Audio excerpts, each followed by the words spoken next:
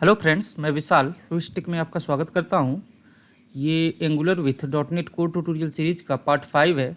इस पार्ट में हमने जो दो एक्स्ट्रा प्रोडक्ट ब्रांड और प्रोडक्ट टाइप की टेबल्स क्रिएट की थी अपने डेटाबेस में, उसमें कुछ एंट्रियां करेंगे और उसके बेस पे अपने डॉट नेट कोर एप्लीकेशन में कुछ एपीआईज या फिर कुछ एंड पॉइंट और क्रिएट करेंगे।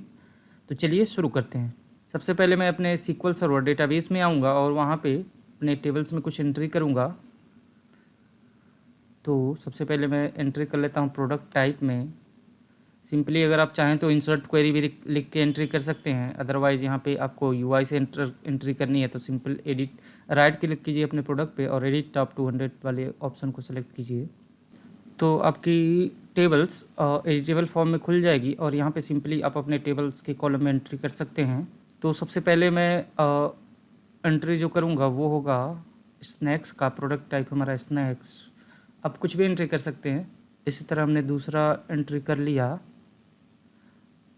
Bakery cakes and dairy. ठीक है, तो ये दो एंट्री हमने कर ली अपने प्रोडक्ट टाइप टेबल में। सेम ऐसे ही हम अपने प्रोडक्ट ब्रांड वाले टेबल में भी एंट्री कर लेते हैं। तो इसे भी मैंने एडिट फॉर्म में खोला, इस टेबल को भी। और सबसे पहले मैं एंट्री करूँगा प्रोडक्ट ब्रांड की मैगी और दूसरी ब्रांड की एंट्री में करूँगा अमूल। ठीक है, दो हमारे पास ब्रांड हो गए, मैगी और अमूल। सेम ऐसे ही अब मैं प्रोडक्ट टेबल को भी एक्सपेंड कर लेता हूँ। प्रोडक्ट के नेम में मैं डाल देता हूँ अमूल बटर। डिस्क्रिप्शन में मैं एंटर करूँगा अमूल बटर ही। प्राइस मैंने डाल दी। पिक्चर यूआरएल में अभी ब्लैंक ही छोड़ रहा हूँ। प्रोडक्ट आईडी में आप आईडी डालेंगे बेकरी वाले जो एंट्री है उसकी। तो बेकरी वाले की यहाँ पे आप देख सकते हैं आइटम जो है उसकी आईडी है 2। मैं एक काम करता हूँ, मैं एक दूसरी नई विंडो खोल लेता हूँ और उसमें सेलेक्ट क्वेरी से एग्जीक्यूट करके देख लूँगा कि किस टेबल में कौन सी एंट्रियाँ हैं। ठीक है, तो सिंपली मैंने न्यू क्वेरी एडिटर विंडो खोला और सिंपली एक कमांड फायर की सेलेक्ट स्टार फ्रॉम आपके टेबल का नाम हमारे प्रोडक्ट टाइप। ठीक है, और सेम ऐसे ही मैंने एक और कमांड एग्जीक्यूट की select star from product brand. ठीक है, तो सबसे पहले हम प्रोडक्ट टाइप दोनों क्वेरी में एक साथ ही एग्जीक्यूट कर देता हूँ। ठीक है, तो यहाँ पे आप देख सकते हैं जो बेकरी वाला हमारा आइटम है उसकी आईडी 2 है। तो प्रोडक्ट टाइप में हमें यही आईडी डालनी है अपने पहले प्रोडक्ट के लिए। तो मैंने यहाँ पे 2 डाल दिया। ठीक है, प्रोडक्ट ब्रांड आईडी भी हम देख लेते हैं। प्रोडक्ट ब्रांड आईडी अमूल की है 2, तो यही आईडी मैं यहाँ डालूँगा। ठीक, तो ये हमारी एक एंट्री हो गई। और पिक्चर यूआरएल नल है यहाँ पे, जैसा मैंने बताया पिक्चर यूआरएल में थोड़ी देर बाद डालूँगा। अब ऐसे ही हम एक एंट्री और कर लेते हैं अपने प्रोडक्ट टेबल में। मैं आपको ये रिकमेंड करूँगा कि अगर आपको डेटाबेस के रिलेशन का आइडिया है तब आप इस चीज़ को स्किप कर सकते हैं या थोड़ा सा फास्ट फॉरवर्ड करके देख सकते हैं, क्योंकि ये चीज़ें बेसिक टेबल में एंट्री की हैं और ये मुझे लगता है आपको इसका आइडिया होगा। और अगर आपको टेबल के रिलेशन का आइडिया नहीं है तब मैं आपको रिकमेंड करूँगा कि ये पार्ट थोड़ा अच्छे से देखिएगा। ठीक है, तो हम अपने टेबल में एंट्री पे आते हैं। तो मैंने नेम में एंट्री कर दी सिंपल मैगी नूडल्स की। ठीक है, डिस्क्रिप्शन में मैंने डाल दिया डिस्क्रिप्शन। प्राइस में मैंने डाल दिया 84। और प्रोडक्ट टाइप आईडी में अब मेरी आएगी जो मैगी का टाइप होगा वो। तो हम अपने आते हैं सेलेक्ट क्वेरी में। तो मैगी जो है हमारी वो स्नैक टाइप की है, तो स्नैक की यहाँ पे आईडी है 1।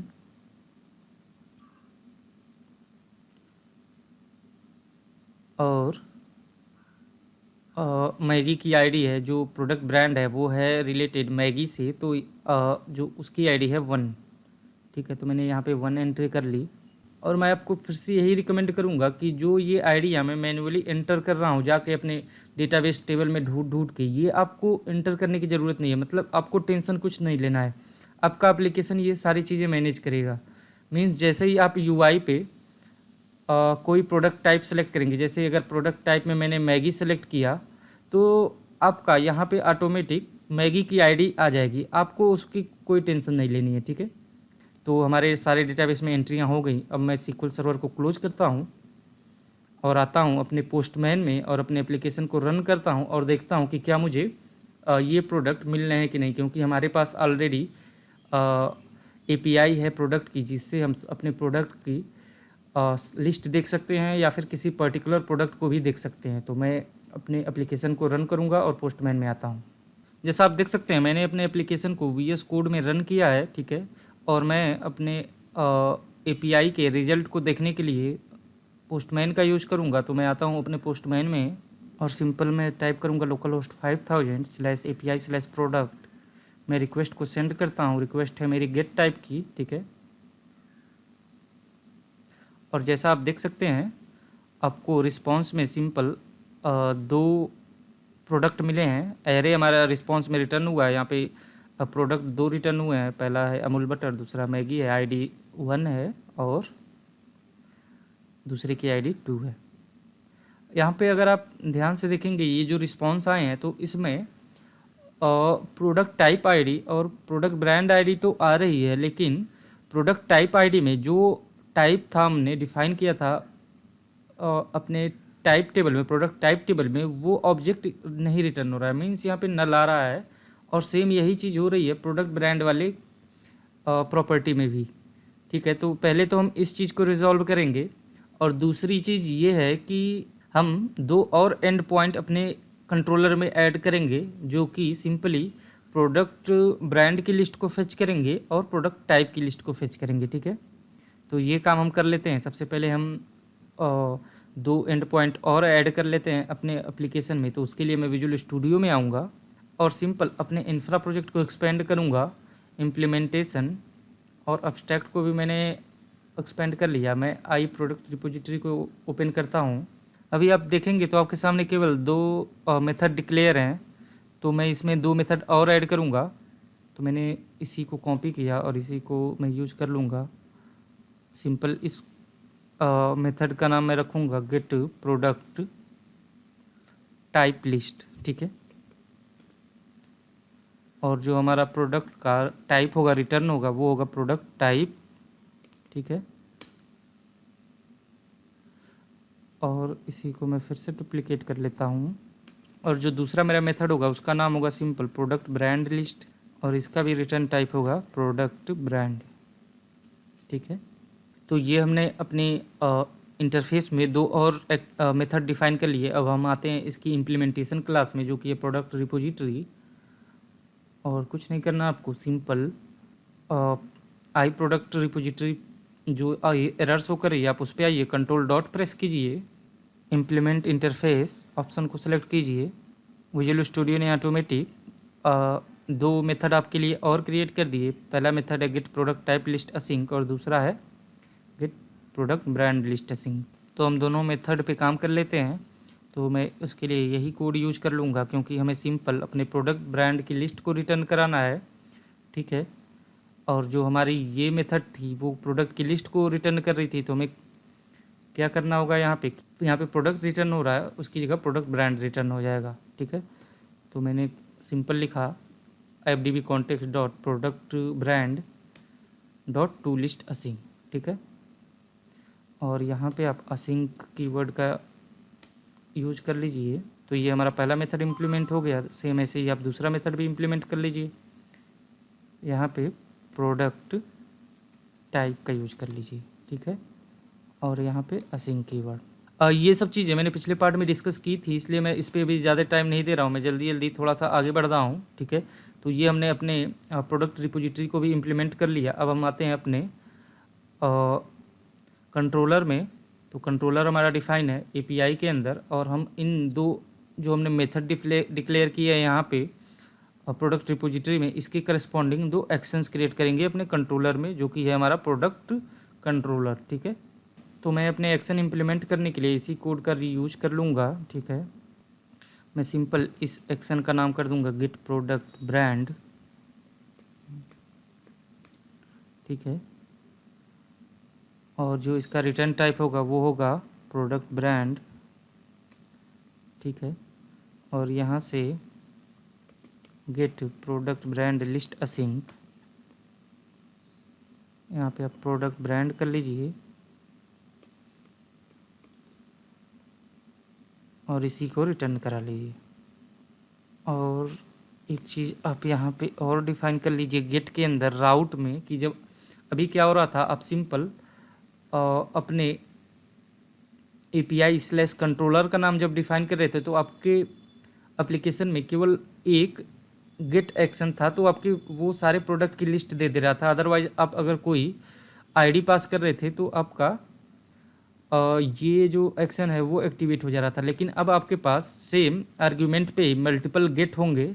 मीन्स अगर मैं सिंपल API स्लैश प्रोडक्ट अपने URL में टाइप करूँगा, ब्राउज़र के URL में, तो आपके पास 2 गेट मेथड होंगे। तो आपका जो .NET एप्लीकेशन होगा वो कंफ्यूज हो जाएगा कि किस मेथड को कॉल करना है। तो उसके लिए थोड़ी सी ट्रांसपेरेंसी रहे, इसके लिए मैं एक्सप्लिसिटली डिफाइन कर देता हूँ कि जब मैं अपने ब्राउज़र में टाइप करूँगा API slash product slash brand, तभी मेरा ये गेट प्रोडक्ट ब्रांड वाला एक्शन एक्टिवेट हो। ठीक है, ब्रांड्स में कर लेता हूँ इसको। और अगर मैं सिंपल अपने URL में टाइप करता हूँ API स्लैश प्रोडक्ट और मैं एंटर बटन प्रेस करता हूँ तो मुझे ये वाला एक्शन मेरा कॉल ही हो रहा है, तो मुझे कुछ करना ही नहीं है। तो मैं फिर से इसी को एक बार फिर से डुप्लीकेट करता हूँ और अब मैं इम्प्लीमेंट करूँगा अपने प्रोडक्ट टाइप को।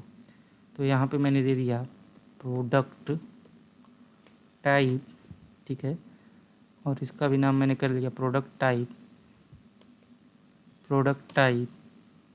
यहाँ भी मैंने कर लिया get product type list async. यहाँ भी नेम चेंज कर लीजिए आप।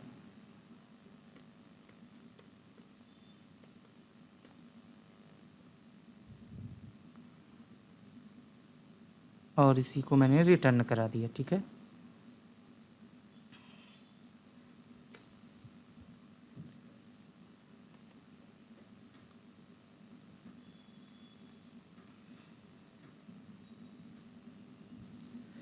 तो ये हमने सक्सेसफुली अपने प्रोडक्ट कंट्रोलर में अपने दोनों एक्शंस इम्प्लीमेंट कर लिए। एक बार हम ब्राउज़र में आके इन्हें चेक कर लेते हैं कि ये हमारे प्रॉपर वर्क कर रहे हैं कि नहीं दोनों एक्शंस। तो मैं आता हूँ फिर से पोस्टमैन में और मैं टाइप करूँगा simple local host 5000 slash API slash product slash brands. मैं एंटर बटन प्रेस करता हूँ। जैसा आप देख सकते हैं आपको 2 प्रोडक्ट ब्रांड डिस्प्ले हो रहे हैं, पहला मैगी दूसरा अमूल। मीन्स ये हमारा एंड पॉइंट प्रॉपर वर्क कर रहा है। सेम ऐसे ही हम दूसरा एंड पॉइंट भी अपना टेस्ट कर लेते हैं जो कि है प्रोडक्ट टाइप का। ठीक है, तो मैंने ब्राउज़र में टाइप किया प्रोडक्ट टाइप, सेंड किया। यहाँ पे दूसरा हमारा भी एक्शन प्रॉपरली वर्क कर रहा है। अब मैं आता हूँ वापस एक बार फिर से अपने API स्लैश प्रोडक्ट पे, ठीक है, और मैं रिक्वेस्ट सेंड करता हूँ। तो जैसा मैंने थोड़ी देर पहले बताया कि आपको प्रोडक्ट टाइप और प्रोडक्ट ब्रांड में जो ऑब्जेक्ट आना चाहिए था और इस आईडी के बेस पे, जैसे हमारी प्रोडक्ट टाइप आईडी है 2, तो 2 के बेस पे जो प्रोडक्ट टाइप में वैल्यू पड़ी होगी वो आनी चाहिए थी हमारे प्रोडक्ट टाइप ऑब्जेक्ट में। और जो हमारी प्रोडक्ट ब्रांड आईडी 2 पड़ी है तो सेम इसी के बेस पे जो हमारे प्रोडक्ट ब्रांड टेबल में 2 के बेस पे रिकॉर्ड पड़ा था वो आना चाहिए था प्रोडक्ट ब्रांड में। ठीक है, इस ऑब्जेक्ट में। लेकिन अभी दोनों ऑब्जेक्ट में नल आ रहा है।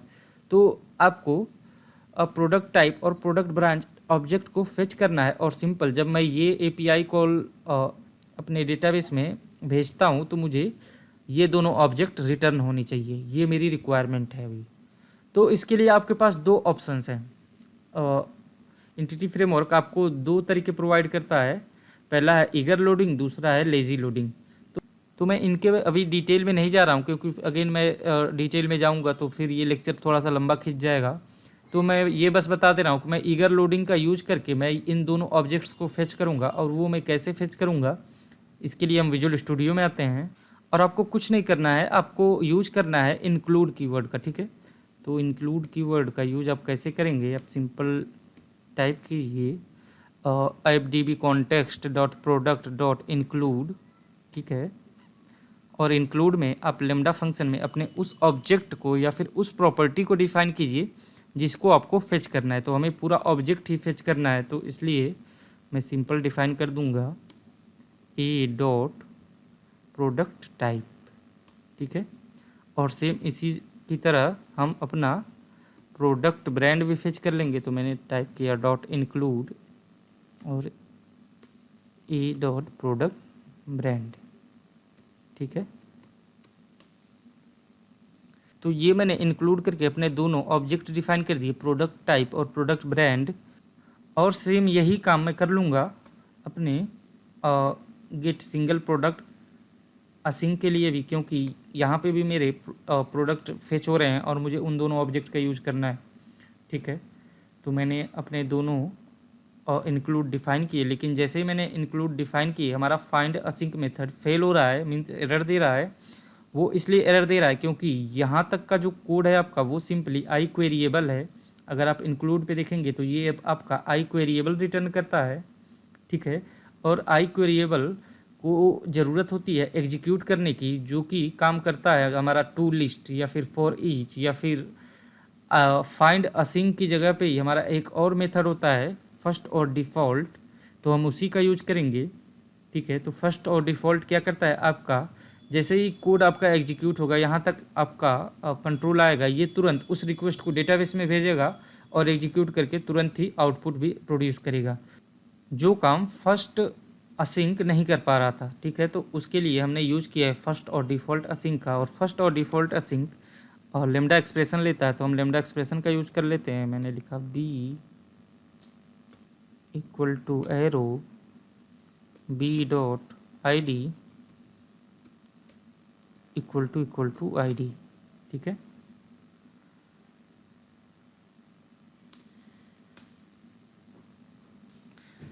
तो ये मैंने अपने सिंगल प्रोडक्ट असिंक मेथड पे भी प्रॉपरली काम कर लिया। अब हम वापस आते हैं अपने पोस्टमैन में और चेक करते हैं कि हमारे जो दोनों ऑब्जेक्ट हैं वो हमारे प्रोडक्ट के साथ आ रहे हैं कि नहीं आ रहे हैं, ठीक है। तो मैं सेम यही URL फिर से एग्जीक्यूट करता हूँ। मैंने इससे रिक्वेस्ट सेंड की, जैसा आप देखेंगे तो आपको अब यहाँ पे प्रोडक्ट टाइप में एक ऑब्जेक्ट आया है, उसमें 2 प्रॉपर्टी हैं, ठीक है। और सेम ऐसे ही जो हमारा प्रोडक्ट ब्रांड है उसमें भी 2 प्रॉपर्टी आई हैं और एक ऑब्जेक्ट आया है, ठीक है। अब मैं सिंगल प्रोडक्ट वाले को भी चेक कर लेता हूँ। तो आपको बस एक आईडी पास कर देनी है और रिक्वेस्ट सेंड कर देना है। यहाँ पे मुझे सिंगल ऑब्जेक्ट मिल गया और उन सिंगल ऑब्जेक्ट में मुझे प्रोडक्ट टाइप और प्रोडक्ट ब्रांड मिल गया, ठीक है। मीन्स जो हमारी प्रोडक्ट टेबल से डिपेंडेंट जो टेबल थी प्रोडक्ट टाइप और प्रोडक्ट ब्रांड, उनसे भी डेटा फेच कर लिया। तो इस पार्ट में बस इतना ही। ये वीडियो अगर आपको पसंद आया तो इस वीडियो को लाइक कीजिए, हमारे चैनल को सब्सक्राइब कीजिए। ये वीडियो अगर आपको अच्छा लगा तो कमेंट बॉक्स में कमेंट करके ज़रूर बताइएगा। इस वीडियो को देखने के लिए धन्यवाद। आपका दिन शुभ हो।